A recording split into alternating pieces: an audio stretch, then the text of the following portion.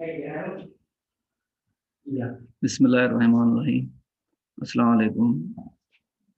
जीअं त अॼु असांजो जेको मौज़ू आहे उहो आहे नज़म में आहे हिकु शख़्सियत शाइर सिंध जो मशहूरु शाइर ख्वाजा मोहम्मद ज़मान लवारिया वारो। ख्वाजा मोहम्मद ज़मान लवारिया सिंध जे मशहूरु बुज़ुर्गनि ऐं ओलियानि मां हुयो। पाण 1713 ईस्वी 21 रमज़ान 1125 हिजरीअ में लवारी शरीफ़ संदसि ॻोठ जो नालो हुयो उते पैदा थिया। लवारी जेको आहे ज़िले बदीन में हिकिड़ो मशहूरु ॻोठु आहे ऐं ज़िलो बदीन सिंधी अदब में इल्म ऐं अदब में सभिनी ज़िलनि खां वधीक अहमियत वारो रहियो आहे। ऐं तव्हांजी वॾियूं शख़्सियतूं जेको आहे हिन शख़्सियतुनि जनमु वरितो आहे हिन ज़िले जे जी जेका ॿी मशहूरु शख़्सियत आहे उहो आहे हाजी अहमद मला। हाजी अहमद मला मशहूरु जेको आहे शाइर नसर नवेस ऐं जेको आहे सो मुफ़क़िर रहियो आहे। हाजी अहमद मला उहो पहिरियों शाइर आहे जंहिं सिंधी में क़ुर शरीफ़ जो नज़म में मुकमिल तर्जुमो कयो, यानी शाइरीअ में जेको आहे मुकमिल तर्जुमो कयो। ऐं हाजी अहमद मला जी जेका शाइरी आहे उहा मुकमिल इल्म उरूज़ ते मुश्तमिल आहे। इल्म उरूज़ यानी शाइरी जो इल्मु, उन में वॾी टेक्निक ऐं महारत रखियलु आहे। संदसि शाइरी में लफ़्ज़नि जो जेको आहे तमामु घणो भंडार आहे हुन में, सिंधी अदब में सिंधी ॿोलीअ जे लफ़्ज़नि में शाइरी में। त ॻाल्हि कयूं पिया ज़िले बदीन ज़िले जी। बदीन ज़िले जूं इहे ॿ तमामु घणियूं नामवर शख़्सियतूं आहिनि। उन खां अलावा ॿियूं बि खोड़ सारियूं शख़्सियतूं आहिनि जिन सिंधी अदब में इल्म में जेको आहे वाधारो आंदो। ख्वाजा मोहम्मद ज़मान लवारियारो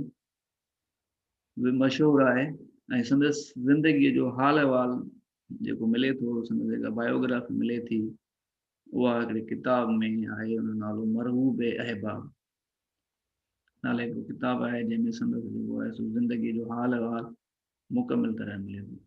संदसि विलादत ॿीहर रिपीट कयां, संदसि विलादत 21 रमज़ान सन 1713 ईस्वी 1125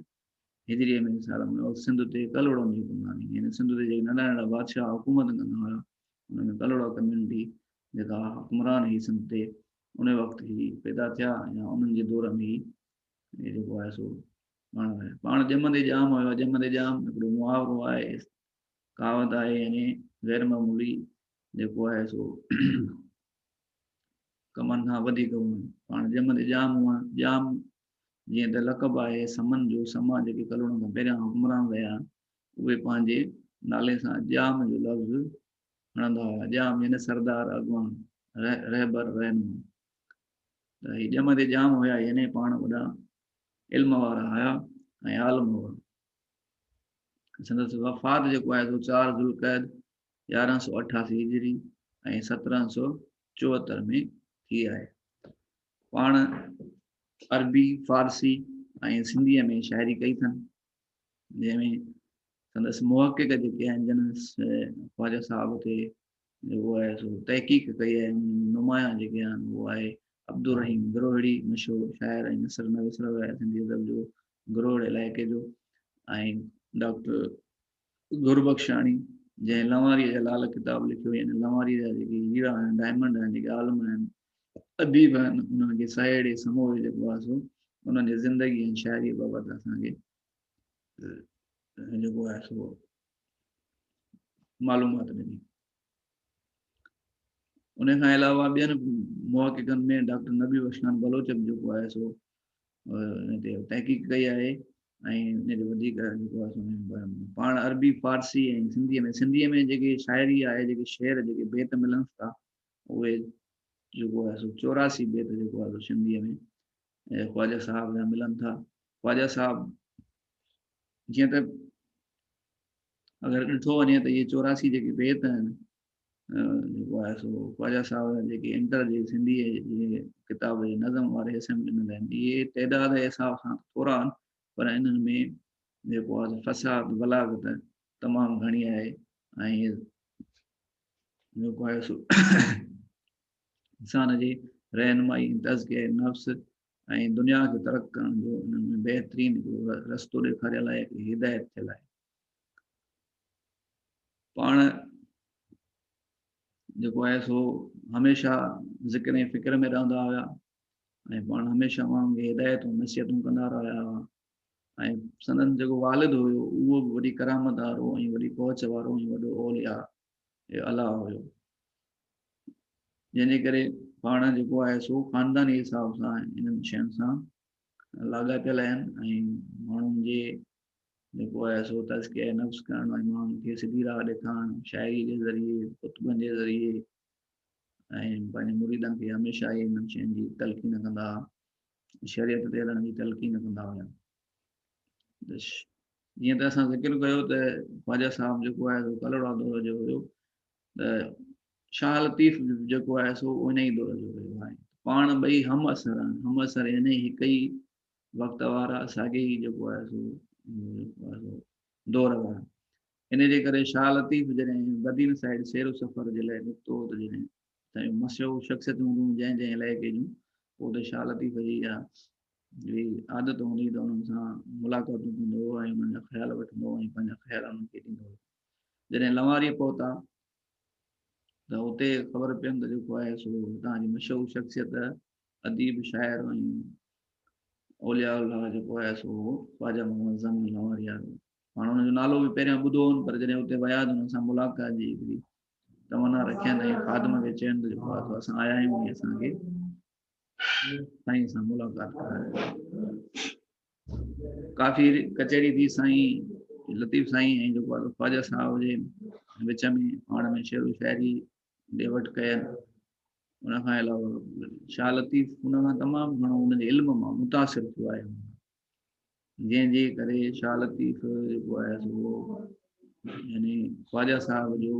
मुरीद थियण जी हिकिड़ी गुज़ारिश कई, ख़्वाजा साहिब खे पंहिंजो पाण मुरीद रखो। पर जीअं त राग जेको आहे सो शाह लतीफ़ जे रूह जी राहत हूंदो ऐं राग खां सवाइ शाह साहिबु न रही सघंदो ऐं रूहानी राग जेको आहे सो हर रोज़ु हुनजे मकान ते क़ाइमु दाइमु रहंदो आहे। उन करे जेको ख़्वाजा मोहम्मद ज़मा हुयो उहो राग खां जेको आहे सो हुनजो जेको तरीक़ो हुयो, तरीक़त हुई या तरीक़ो हुयो जेको हुयो उन राग जेको आहे सो उहो ख़्वाजा मोहम्मद ज़मा नक्शबंदी तरीक़े जो ऐं उन नक्शबंदी तरीक़े में जेको आहे सो राग ॿुधणु जेको आहे सो गुनाह हूंदो, जंहिंजे ॻाल्हि ते ॿई पाण में न ठहिया आहिनि जेको आहे शाह साहिब खां। हालांकि शाह साहिब जेको आहे सो तारीख़ में मिले थो त जेको आहे सो 23 साल उमिरि में ख़्वाजा साहिब खां वॾो उमिरि में ख़्वाजा साहिब खां 23 साल शाह साहिब वॾो हुयो। इल्म ऐं इरफ़ान में ख़्वाजा साहिब जेको आहे सो शाह लतीफ़ खां वधीक हुयो। उनजो इक़रार शाह लतीफ़ पंहिंजे रिसाले में हिन बैत सां कयो आहे त मूं से ॾिठा मां जनी ॾिठो परीअं खे, हिन ॻाल्हि थो करे मूं उन्हनि खे ॾिठो जिन ख़ुदा खे ॾिठो, जिन अलाह खे ॾिठो, पंहिंजे परीअं महबूब खे ॾिठो। मूं से ॾिठा माया जनी ॾिठो परीअं खे, तनी संदी गाय करे न सघंदा ॻाल्हि। इन उन्हनि जो लफ़्ज़नि में ज़िक्र ई नथो करे सघां त कीअं उन्हनि खे छिकियो, कीअं उन्हनि असर कयनि, कीअं मां मुतासिर थियुनि जन परीअं खे ॾिठो आहे। अहिड़े हिसाब सां उहो तारीख़ुनि में मिले थो त जेको आहे ख़्वाजा मोहम्मद ज़मा ऐं शाह लतीफ़ जॾहिं मोकिलाइण लॻा त शाह लतीफ़ खे हुन हिकु चादर जेको आहे सो हदीअ तौर ॾिनी। शाह लतीफ़ हुनखे क़बूल कयो ऐं शाह लतीफ़ जेको आहे पंहिंजे फ़क़ीरनि में वसियत कई त जॾहिं मुंहिंजो विसाल थिए, जॾहिं मुंहिंजो मौत थिए, जॾहिं मां गुज़ारे वञा त इहो जेको चादर आहे ख़्वाजा साहिब मूंखे हदीअ तौरु मिलियो, इहा मूंखे कफ़न तौरु ॾिनी वञे। उहा साईं जी जेको आहे वसियत पूरी कई वई। पहिरीं चादर जेका क़बर जे मथां विधी वई, पड़ जेको विधो वियो उहा चादर आहे साईं जेको आहे सो ख़्वाजा मोहम्मद ज़मा लवारी, ख़्वाजा मोहम्मद ज़मा लवारी वारे जी इलाही जेको आहे सो शाइरी घणे क़दुरु फारसी ऐं अरबी में आहे ऐं जेके 84 बैत सिंधी में त काफ़ी सारा आहिनि, असांजे सिंधी किताब में बि ॾिनल आहिनि। ऐं खेसि जेको आहे सो सुल्तान औलिया जो लक़ब सां नवाज़ो वेंदो आहे।